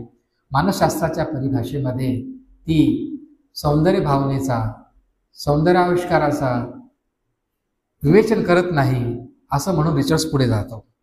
त्यानंतर पफर ही जी लेखिका आहे या क्षेत्रातली, तिचाही विचार या ठिकाणी रिचर्ड्स मानतो की ज्या अवस्थेमध्ये गुंगीतल्याप्रमाणे मन गोठलेले असते, गुंगीत गेल्यानंतर माणसाचं मन कसं गोठलेलं असतं, त्यावेळेस त्याची जी अवस्था असते, किंवा उन्माद अवस्थेमध्ये गेल्यानंतर जी विचारशून्य स्तब्धतेची अवस्था असते, ती स्तब्धतेची अवस्था आणि ही भावावस्था जेव्हा विरोधी प्रेरणाने नियंत्रित होते आणि नियंत्रित होत असताना ती क्रियाशून्य स्वरूपामध्ये असते, अशा अवस्थेमध्ये आपण सौंदर्य अवस्थेचं वर्णन करू शकतो का, असं पफर या विचारवंताचं म्हणणं आहे. परस्पर विरोधी शक्तींचा तोल व ताण सर्व कलात्मक मननांना समान आहे. संतुलनाची कारणे ही व्यक्तिमत्वात नसून त्या कलाकृतीत असतात, अशी एक पफरची भूमिका या ठिकाणी रिचर्ड्स आपल्या समधातेचा सिद्धांत मांडताना सुरुवातीला ठेवतो. यानंतर अर्बान या विचारवंताला देखील संतुलनाचा सिद्धांत कसा ग्राह्य होता ही भूमिका घेतात. मराठीतले विचारवंत या सगळ्या विचारवंतांबद्दल आक्षेप घेतात की यांचे ग्रंथ कोणते आहेत, नावे गुरुजींनी काय सहज वापरलेले आहेत का, त्याचा कुठला संदर्भ दिला नाही. सगळ्या ग्रंथांचे संदर्भ मूळ रिचर्डच्या ग्रंथामध्ये आहेत. फक्त गुरुजींची लेखन करताना भूमिका काय आहे की हे सगळं मराठी वाचकांनाही परिचित आहे असं समजून ते लेखन करतात. ह्या ग्रंथांचाही उल्लेख मराठी वाचकांना करून द्यावा असं ते विवेचनाच्या भरामध्ये राहून जातं. असा एक भाग आपल्याला या ठिकाणी मांडता येईल. आता रिचर्ड स्वतःची जी मीमांसा आहे, सौंदर्य मीमांसा, ती मांडताना दिसतो. जास्तीत जास्त प्रवृत्तींना, कलांना, प्रेरणांना व वृत्तींना मुक्त संचाराची संधी लाभणे, सर्व मानवी व्यक्तिमत्व हे सुसंवादी होणे, ही जी अवस्था निर्माण होते याच्यात जीवनाची किती कर्तव्यता आहे. कलाकृतीचं परिशीलन करताना, कलाकृतीच्या अनुभवाला कलामूल्य प्राप्त होत असताना मनाची अवस्था अशी होते, असं रिचर्ड्सला समधाततेच्या वर्णनातून म्हणायचं आहे. आपल्याकडे भारतीय परंपरेमध्ये जे भगवद्गीतेमध्ये स्थित प्रज्ञाचं वर्णन आलेलं आहे, त्याच्याशी याला पडताळून पहा असं गुरुजी म्हणतात. म्हणजे योग समत्वम उच्चते, म्हणजे समत्व चित्ताचे त्याची सार जाण योगाचे, आयुक्तपण मनाचे त्याची सर्वस्व दुःखाचे, जे समत्व जे आहे, बॅलन्स आहे चित्ताचं, हे स्थित प्रज्ञाच्या ठिकाणी आहे. आणि हे जे समत्व आहे तेच तिकडे इक्विलिब्रियम शब्दातून, हार्मनी या शब्दातून, सिनेस्थेसिस या शब्दातून समधाततेचा सिद्धांत मांडताना रिचर्ड्सला अभिप्रेत असावं असं गुरुजी मांडतात. म्हणजे तिकडचे विचारवंत मांडताना भारतीय परंपरेशी त्याचा अनुबंध जोडण्याचं काम या ठिकाणी गुरुजी करतात. ज्याच्या सर्व प्रेरणा व प्रवृत्ती मुक्त विहार करीत असूनही जीवनाचा संवाद व तोल कायम असतो, ज्याच्या व्यक्तिमत्वाची सुसंवादी संघटना साधली गेली तो उत्तम पुरुष, आणि हा समधाततेचा मुद्दा ह्या उत्तम पुरुषाशी जोडला गेलेला आहे असं रिचर्ड्स या ठिकाणी म्हणतो. म्हणजे त्याच व्यक्तिमत्वाची संघटना ही अधिकाधिक सुसंवादी होत जाणे हे कलाकृतीच्या परिशीलनातून घडतं असं या ठिकाणी रिचर्ड्सला अपेक्षित आहे. हे करताना कन्फ्युशियसचा विचार देखील या ठिकाणी गुरुजींनी मांडलेला आहे. सुसंवाद आणि संतुलन या तत्वांच्या आधारे कन्फ्युशियस आपली चुंग युंग नावाची संकल्पना या ठिकाणी मांडतो. चुंग म्हणजे कुठलीही कृती प्रेरणा नसणे, युंग म्हणजे कुठल्याही परिवर्तनाची अपेक्षा नसणे. संतुलन आणि सुसंवाद हे चुंग आणि युंग ह्या कन्फ्युशियसच्या विचारसरणीमध्ये पण आलेला भाग आहे. असं सगळं हे रिचर्ड्स का सांगतो तर आपली विचारसरणी एकदमच नवीनच आहे, फार काही आपण वेगळं सांगत आहोत असं नसून परंपरेचा त्याला आधार आहे असं करत करत तो समधाततेच्या सिद्धांताकडे येतो. ह्या सगळ्या विचारवंतांचा आढावा घेत येतो. ह्या संवाद येतो, हे सुसंवादी असणं, हे स्थित प्रज्ञ असणं, ह्या उत्तम पुरुष असणे, त्याचा तो साक्षेपी अभ्यास करणे, कलांचा अभ्यास हा चिंतन मननाचा भाग होणे, हे सगळं तो मांडताना त्याला आपली जी समधाततेची संकल्पना आहे तिच्याकडे लक्ष वेधून घेण्याचं आहे. यानंतर कलांचं हे करत असताना कलामीमांसेला जेव्हा आपण उत्तमाचा शोध घेत असतो तेव्हा कलामीमांसेला मूल्यव्यवस्थेची गरज लागते आणि ही मूल्यव्यवस्था कलांचं मानवी जीवनातलं स्थान निश्चित करते अशी भूमिका रिचर्ड्स घेताना दिसतो. रिचर्ड्स कलांचं शैक्षणिक मूल्यही मांडतो. उत्तमाची आवड हे शिक्षणाचं खरं कार्य आहे. अभिरुचीला संस्कारित करणं हे देखील कलामीमांसेचं काम आहे. या ठिकाणी रसिकांची निर्मिती करणे नसून रसिकावर संस्कार घडवणे हे कलामीमांसेचं एक महत्वाचं काम आहे. हे करताना शरीराच्या आरोग्याशी जसा वैद्याचा संबंध आहे तसा मनाच्या आरोग्याशी सुजाण कलामीमांसकाचा संबंध आहे. अशी ही एक व्यापक म्हणजे शिक्षणाला मूल्य मांडणारी भूमिका कलामीमांसकाच्या बाबतीमध्ये रिचर्ड्सनं घेतलेली आहे. म्हणजे नीतीचा प्रसार हा प्रेषकांनी केलेला नाही, तो कवींनी केलेला आहे. ही जी शैलीची भूमिका आहे ही प्रीचर्सने केलेली नाही, ती पोएट्सने केलेली आहे. ही जी भूमिका आहे ही भूमिका रिचर्ड्सला अभिप्रेत आहे. आर्ट आणि मोरल्समध्ये नीतीकडून त्याची जी अपेक्षा आहे, कलाकृतीकडून ज्या अपेक्षा आहे त्या अपेक्षा या ठिकाणी आपल्याला दिसून येतात. हे करताना सामान्यांची आवड आणि उच्चभ्रूंची रसिकता यांच्यातली दरी आपल्याला जवळ आणता आली पाहिजे. म्हणजे ज्या सामान्य व्यक्तींच्या सवयी आहेत, आवडीनिवडी आहेत, त्यांना उच्चभ्रूंच्या रसिकतेच्या जवळ कसा आणता येईल आणि संपूर्ण मानवजातच अभिरुची संपन्न कशी करता येईल आणि संपूर्ण मानवजात अभिरुची संपन्न झाली तर नीतीची वेगळी व्यवस्था लावायची आवश्यकता नाही, अशी भूमिका या ठिकाणी रिचर्ड्सने घेतलेली आहे. या ठिकाणी संवादी व्यक्तिमत्वाची रचना करणे हे आपल्या या विचारसरणीचा एक भाग आहे असं तो म्हणतो. अजून एक दोन मुद्दे आहेत, मी त्याचं विश्लेषण करतो. या ठिकाणी करत असताना रिचर्ड्सच्या मानसशास्त्रीय भूमिकेचा पण विचार गुरुजींनी केलेला आहे. म्हणजे त्यांनी ते लिहिलेलं आहे, तळमळीनं लिहिलेलं आहे. आपल्याला ते तळमळीनं ऐकावं लागेल. 70 वर्षाखाली कुठेतरी अज्ञातात पडलेलं हे विचारशिल्प आहे, तिला उघड्या डोळ्याने आपल्याला पाहणं आहे, तिचं आपल्याला अवलोकन करणं आलं आहे. हे मुद्दे टाळून मला पुढे जाता येणार नाही. माझ्यासाठी ते बौद्धिक अप्रामाणिकपणा असेल. गुरुजींनी मांडलेलं आहे. गुरुजींनी रिचर्डच्या बाबतीमध्ये त्याची जी मानसशास्त्रीय भूमिका आहे ती कशी आहे ती पण मांडलेली आहे. की मार्स्टनचं जे इंटिग्रेटिव्ह सायकोलॉजी आहे ती इंटिग्रेटिव्ह सायकोलॉजी तात्विक मानसशास्त्राची जी शाखा आहे ती गुरुजींना अभिप्रेत आहे, रिचर्ड्सला अभिप्रेत आहे.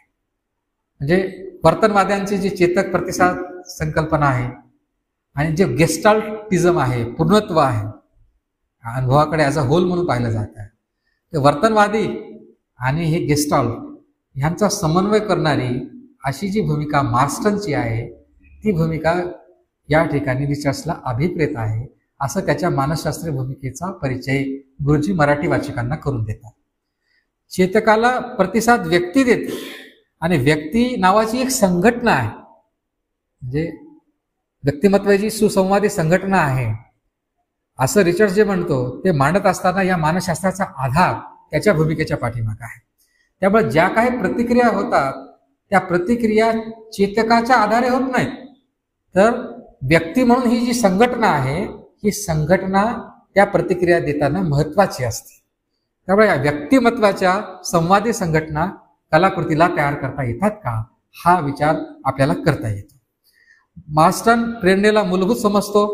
मन ही मज्जातंतांची क्रियात्मक संघटना मानतो आणि प्रतिक्रियेमध्ये परिणत होणारी जी प्रेरणा आहे ह्या प्रेरणेची जी गुंतागुंत आहे आणि या गुंतागुंतीच्या प्रेरणेच्या संघटनेचा आपल्या व्यक्तिमत्वामध्ये कसा वावर असतो हे सगळं मानसशास्त्राच्या भूमिकेतून मांडणारी ही मानसशास्त्राची एक शाखा मानली गेलेली आहे.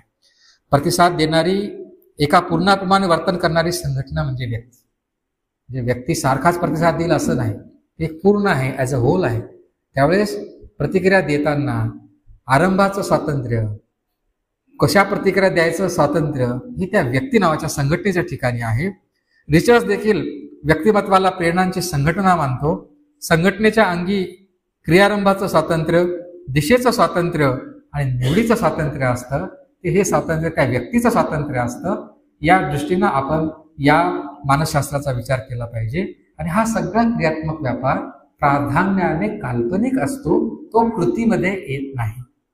हे जे कला आनंदाचं किंवा सौंदर्य भावनेचं जे वर्णन आहे, समधाततेच्या रूपात त्याला करायचं आहे, ते या ठिकाणी मांडलं गेलेलं आहे. या ठिकाणी अजून काही गोष्टी मला सांगाव्याशा वाटतात. शेवटाकडे आपण येऊ. हा सगळा भाग फाउंडेशन ऑफ एस्थेटिक मध्ये आलेला आहे. तिथली समधातता, तिथलं सिनेस्थीस गुरुजींनी मांडलेला आहे.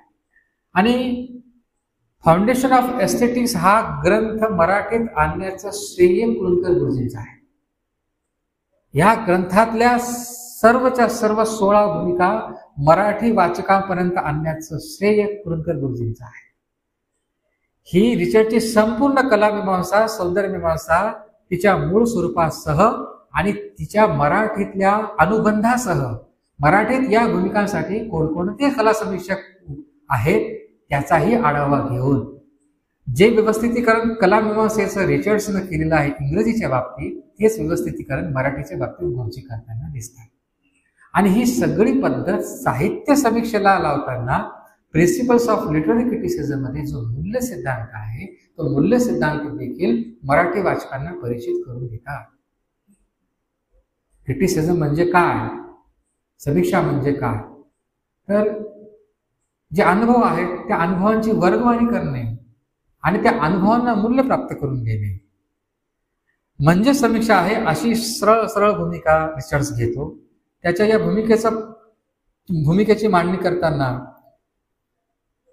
आपण जो अनुभव घेतो, कलाकृती म्हणजे एक अनुभव आहे, ह्या अनुभवाला मूल्य कसं प्राप्त होतं, कलाकृती हे मूल्यवान अनुभव निवेदित करतात म्हणजे काय करतात, हा अनुभव निरपेक्ष स्वरूपाचा असतो का, ही सगळी चर्चा प्रिन्सिपल्स ऑफ लिटररी क्रिटिसिझम मध्ये आलेली आहे.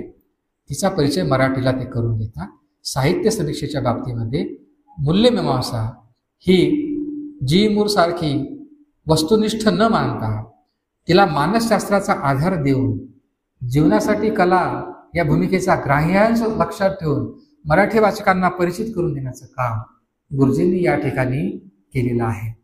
ही त्यांची जी मूल्यमीमांसा आहे ती सुद्धा मुळातून पाहणं अपेक्षित आहे. कारण फाउंडेशन मधली समधातता आणि प्रिन्सिपल्स मधली त्यांची जी मूल्यमीमांसा आहे, या दोन्हीही सौंदर्यानुभवाचं वर्णन करतात. हे सौंदर्यानुभवाचं वर्णन या दोन व्याख्या, या दोन संकल्पना समजल्याशिवाय होत नाही, असं आपल्याला या ठिकाणी पाहता येतं. यानंतर जो समारोपाचा भाग आहे त्याच्यामध्ये काही बाबी अशा आहेत की रिचर्ड्स पुढच्या काळामध्ये ऑसबॉर्न, मढेकरांनी, पोलॉकनी या विचारवंतांनी जे विवेचन केलेलं आहे त्यांना मुळात रिचर्ड्सच समजलेला नाही, अशा भूमिकेतून कुळकर गुरुजी विवेचन करताना दिसतात. म्हणजे रिचर्डची पार्श्वभूमी पण सांगतात, रिचर्डचा प्रभाव पुढच्या पिढीवर कसा पडला आणि रिचर्डच्या मूलभूत भूमिका न समजून घेता त्याच्यावर कशी टीका करतात, हा सगळा भाग गुरुजींनी या ठिकाणी मांडलेला आहे. मूलभूत रिचर्डच्या भूमिका आपण समजून घेतल्या नाहीत तर काय घोटाळे होतात, हे या ठिकाणी गुरुजींनी मांडलेलं आहे.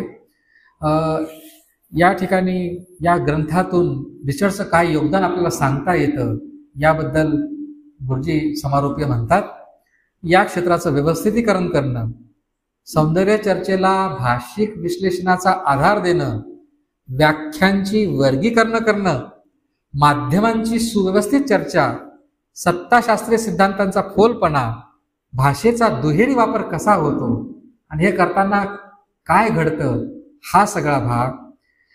अक्षरत्वाचा व्याज प्रश्न, त्याच्यात थोडंसं 1-2 मिनिटं मी बोलतो. एखादी कलाकृती ही 700 वर्ष टिकली म्हणून श्रेष्ठ मानावी आणि एखाद्या कलाकृतीचं आयुष्य हे 2 वर्षाचं आहे म्हणून ती त्या तुलनेमध्ये दुय्यम मानावी.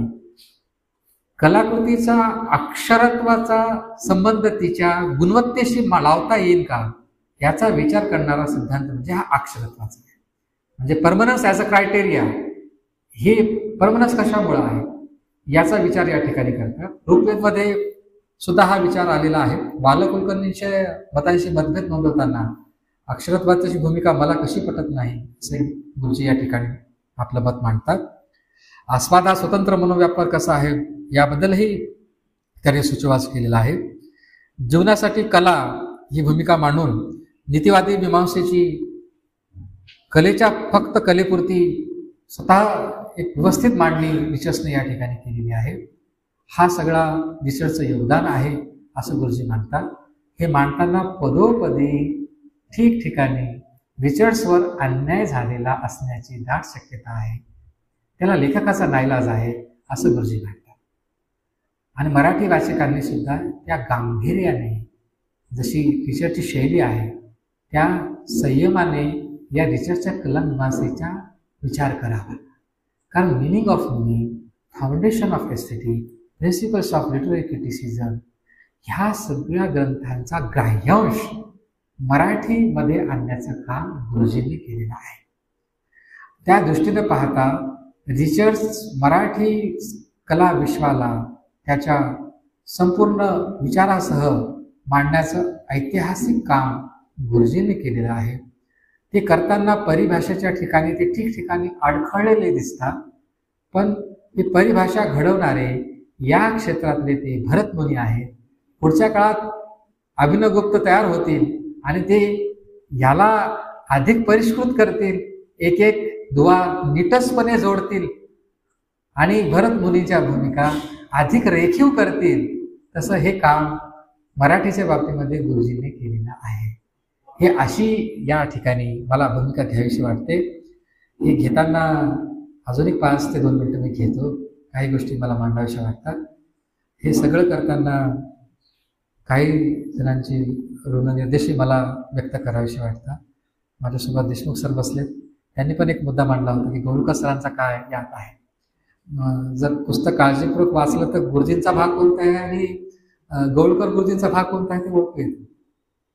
की जे भाषांतर अनुवादाचं काम केलेलं आहे ते कसं केलेलं आहे आपल्याला पाहतं, आणि जिथे विवेचन आहे, जिथे विचारांची झेप आहे, जिथे स्वतंत्र भूमिका आहे, तार्किक विश्लेषण आहे, ते गुरुजींचा भाग आहे असं हे आपल्याला पाहता येतं। याच्यामध्ये हे या पुस्तकाकडे उद्युक्त होताना काही ऋणनिर्देश मी करतो। माझे एक गुरुवर्य कैलासवासी गणपतराव कदम गुरुजी होते, त्यांच्याकडून मला रिचर्डची कलामीमांसा ही प्रत भेटली होती। त्यांनी मला ती प्रत दिली होती की तू अभ्यास कर, किंबहुना ती परत त्यांनी मला मागितली सुद्धा नाही, तुझ्याकडेच राहून राहून आता मला ते गलबलल्यासारखं होतं की काहीतरी याचं प्रयोजन असावं त्या काळात। माझे दुसरे गुरु होते समुद्रगुप्त पाटील, तेही आज या जगात नाही। एकदा मी असा तावातावाने गुरुजींच्या भूमिकेवर बोलत होतो एका विषयावर, बोलताना मला त्यांनी मध्येच थांबवलं, बोलू नकोस का? माझ्या प्रतीतीच्या प्रकाशामध्ये मी एवढी विधानं का करू नये, मला जितकं समजलं त्याच्यात नाही म्हणे, अजिबात बोलू नकोस, पहिलं संपूर्ण गुरुजींचं वाङ्मय वाच, संपूर्ण गुरुजींचं वाङ्मय वाचल्याशिवाय गुरुजींच्या वाङ्मयावर भाष्य करायचा प्रयत्न करू नकोस। कारण आमच्या गुरुजींना आम्ही पाहिलेलं आहे, तू आमच्या डोळ्यांनी पाहत आहेस त्यांना, तर आम्ही जे सांगतो तेवढं आहे। तर एक इतिहासाकडे पाहण्याची दृष्टी त्यांनी दिली। एक गुरुजी एकनाथांसारखे होते, एक तुकारामासारखे होते। एकांचा स्वभाव अत्यंत समंजस होता, एकांचा स्वभाव अत्यंत लहरी विक्षिप्त होता, पण त्या दोघांनी मला घडवलं। त्यानंतर या ग्रंथासाठी माझा सातत्याने पाठपुरावा प्राध्यापक डॉक्टर श्रीनिवास पांडे सरांनी केला। 5-1 वर्षापासून ते माझ्या पाठीमागे सातत्याने ह्या विषय तयार करा म्हणून ते माझ्या पाठीमागे होते। आणि मी एकदा चर्चा करता करता त्यांना म्हणालो की हो आपण या विषयावर बोलू, पण पुढे जेव्हा मी या ग्रंथाचा विचार करायला लागलो तेव्हा मला हे कळालं की गप्पा मारणं वेगळं आहे, एखाद्या विषयावर काहीतरी बोलणं वेगळं आहे, आणि मूळ परिभाषेसह तो विषय उभा करणं फारच अवघड काम आहे। आणि आपल्याला अकल्पितपणे आपल्या गुरुजनांनी असं काही चिमटीत पकडलेलं आहे की आपल्याला ते सोडता येईल. आणि होऊ लागलं असं की गुरुजी वाचू लागलो की निराश होऊ लागलो, गुरुजीवर दुसऱ्यांचं लेखन वाचू लागलो की हताश होऊ लागलो, कारण ते गुरुजींना न्यायच देण्याच्या भूमिकेमध्ये नव्हते. आणि सरळ मला सतत आठवण करून द्यायचे की या विषयावर कधी बोलणार आहे. तेव्हा मी उद्विग्न होऊ लागलो. या सगळ्या कालखंडामध्ये जे भावनांचे चढउतार माझ्या ठिकाणी आले, त्यात मी माझ्यातला एक कवी, माझ्यातला जो आहे, मी सरळ त्या गुरुजींच्या घरी गेलो आणि गुरुजींच्या ठिकाणी ती पुस्तकं ठेवली, ग्रंथसंपदा ठेवली आणि सांगितलं की मार्ग द्या, काहीतरी याच्यात सांगा. आणि या मागच्या आठवड्यामध्ये सुद्धा मला असं सांगावंसं वाटतं, कामं करत असताना, नोकरीच्या ठिकाणी असताना, कुठेही असताना, जिथे असेल तिथे मी ज्या ज्या ठिकाणी अडखळलो त्या ठिकाणी मी गुरुजींना म्हटलं की गुरुजी जमणार नाही आपल्याला, तुमच्या विषयाला मांडू शकणार नाही, भूमिकाच कळत नाही मला, आणि अप्रामाणिकपणे मला न समजता समजली आहे असं मी या वाचकां माझ्या श्रोत्यांसमोर मांडणार नाही. जे समजलं आहे तो तेवढाच भाग मांडण्याचा मी प्रयत्न करेन. आणि गुरुजींनी मला त्या त्या ठिकाणी मदतही केली, मला त्या त्या गोष्टींचा अर्थ सांगितला की असा असा आहे, हे पहा, इथे पहा, या ठिकाणी पहा, याचा अर्थ असा निघेल. आणि त्या भाष्यकारा ते वाट पुसतो अशी वाट पुसत पुसत मी वाटचाल केली. यात रिचर्ड्सवरही मी भरपूर अन्याय केला असेल, गुरुजीवर तर अतोनात अन्याय केला असेल, कारण गुरुजींची बौद्धिक झेप आणि विचाराचा आवाका माझ्या ठिकाणी नाही. पण तरीही एक ऐतिहासिक स्वरूपाचं हे काम आहे. हा विषय परत चर्चेचा विषय व्हावा, ह्या विषयाकडे परत एकदा डोळसपणे पाहिलं जावं. आणि मराठीत सौंदर्यशास्त्रावर, समीक्षेवर गुरुजींचे विचार समजून घेण्यासाठी सुद्धा आधी रिसर्चची कला महत्त्वात समजून घ्यावी लागते. त्याशिवाय इतर ग्रंथांमध्ये आपल्याला अवधान करता येत नाही. सुट्या सुट्या भूमिका आपल्या हाताशी लागतात, फारसं आपल्या हाती काही लागत नाही. हे सगळं या पुनर्विवेचनातून आपल्याला पाहायला मिळतं. हे सगळं बोलताना गुरुजींच्या विचारांची झेप तर माझ्या व्याख्यानात आली नसेल, पण गुरुजींच्या लिखाणाबद्दल जे काही आरोपित दोष केले गेलेले आहेत ते मात्र तुझ्या बोलण्यात मात्र मूर्तपणे साकार झालेले आहेत असं जरी कोणी म्हटलं तरी मला माझ्या या व्याख्यानाची इति कर्तव्यता झाली असं म्हणेल. गुरुजींच्या दोषाचा जरी भागीदार झालो तरी मला त्याचा आनंद आहे. या सभेचे काही संकेत माझ्याकडून कळत नकळत तुडवले गेले असतील तर त्याबद्दल मला मी दिलगिरी व्यक्त करतो, कारण मी या ज्ञानक्षेत्रामध्ये मागच्या एका तपापासून नसल्यामुळं हे मला जमेल की नाही याची मलाही साशंकता होती. वक्तृत्वाचा पण एक रियाज लागतो, त्याची पण एक साधना लागते, तिच्यासाठी एक अगत्य लागतं, त्याबद्दल माझीही साशंक भूमिका होती. आणि एवढं बोलून मी या ठिकाणी परत कुणकर गुरुजींना वंदन करतो, आपल्या सर्वांना वंदन करतो. एवढं सौंदर्यशास्त्रावरचा हा ही चर्चा एवढ्या संयमानं आपण ऐकून घेतले याबद्दल आपले पुनश्च एकदा आभार मानतो आणि माझं विवेचन या ठिकाणी थांबवतो.